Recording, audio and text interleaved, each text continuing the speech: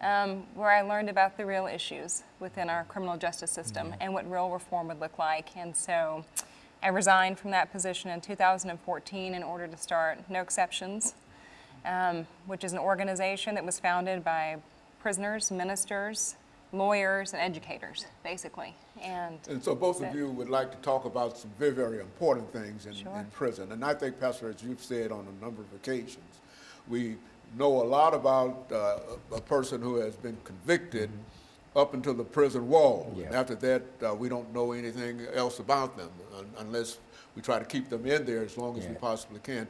And so what we'd like to do today, over the next minute and a half that we have in this segment, is to start talking about some of the issues dealing with being incarcerated. Okay. Well, you know, like I said, as an ex-offender, having spent 5 years of my life incarcerated in the Tennessee State prison system, you know, I can truthfully say that I've experienced slavery, because slavery is legal in the prison system. And they make it legal, they give you a job and they'll pay you 13, 14, 15 cents an hour, you know, way, way, way below minimum wage for anybody. And, you know, and you're at their beck and call for whatever it is they want you to do. And I've experienced that, having been incarcerated, and it's an issue. And it's long been an issue. It's been legislated into this country, into our Constitution here, because, you know, slavery, of course, was abolished, but at the same time, it still lives on in the prison system, because slavery is legal when someone commits a crime. You know, now I agree that people that commit crimes should be punished. When I was a criminal, I committed crimes, I should have been punished. Okay, and so what we'll do, we'll take our first commercial break, and then we'll come back and we'll allow Reverend Alexander to talk about some of the jobs and some of the ways that the money is distributed among prisoners in the system. And we'll be back with our audience following this very, very short commercial break.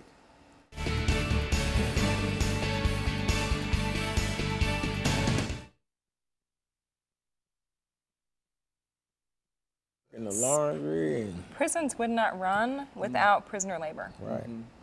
Prisoners participate in their own incarceration. Let's take this second segment to give us an overview in terms of people going into the system and how they are assigned work, and anything that has to do with working people. Absolutely. in the prison. Is there some kind of hierarchy? Well, is there some kind of how is that done?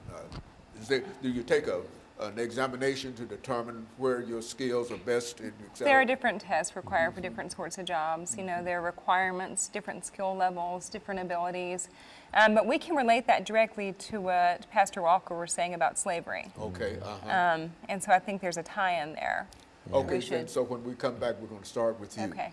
And that's what I wanted to do, to give you this part of this 8-minute segment. Okay. To talk about some of the economics of the prison system and why we can consider it to be a continuation of slavery. You see, and I think when you say that they're paid, what, 13 cents an hour? Yeah. 15 yeah, cents, between 13 and 50 cents an hour is the average in Tennessee, but that's not even required.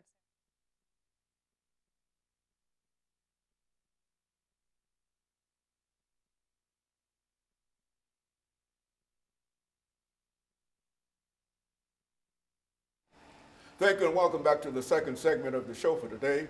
We're talking to Pastor Walker and Reverend Alexander concerning abolishing slavery, modern-day slavery in the state of Tennessee, dealing primarily with the penal system in the state of Tennessee.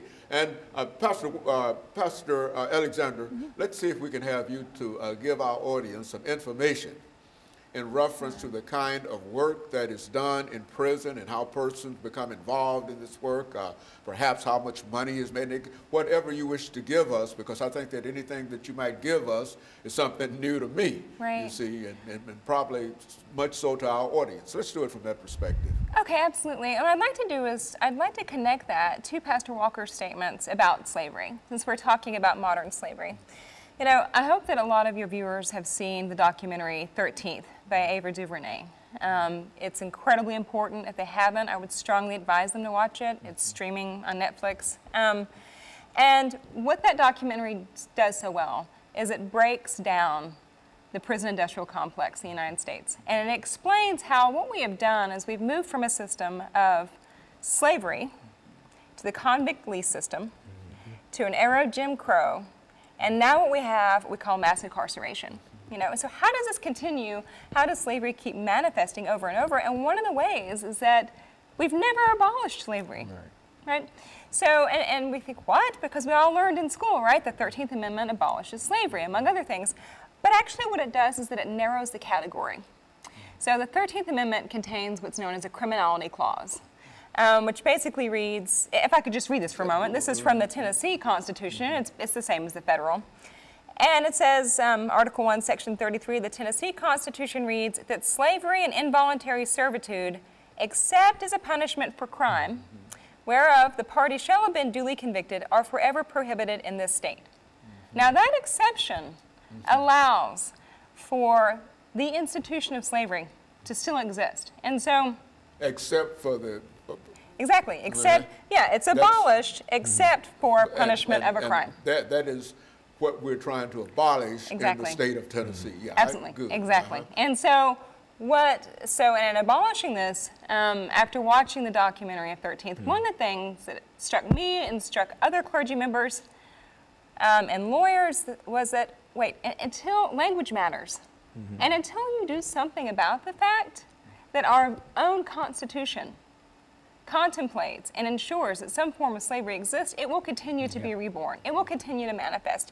So the very simple solution, and it's one that is an active and live bill this session in the Tennessee legislature, is to simply amend that language to take out the criminality clause. So what it would read, it would say that slavery and involuntary servitude are forever prohibited in this state. It's very simple. There's not another Western democracy that abolished slavery that maintained an exception. No one would write this like this today. But as long as you have that, then you can have a system where you want to increase your number of individuals who are incarcerated, because I agree with you, right, Pastor Walker, that there are times when it is necessary to socially segregate someone, but in a system of law, we contemplate that punishment should have an end. But when you're making more money off of the bodies of people, when you have them warehoused, than what they're generating on the street, it creates an incentive to keep people locked away, to be caged, longer. The economic impact, we can talk about the jobs within the prisons. People work all kinds of jobs. The only way that prisons actually function is through prison labor. Prisoners participate in their own incarceration. They don't have the manpower to keep everyone locked up. We always have, a horrible time having enough security staff in Tennessee prisons. They're always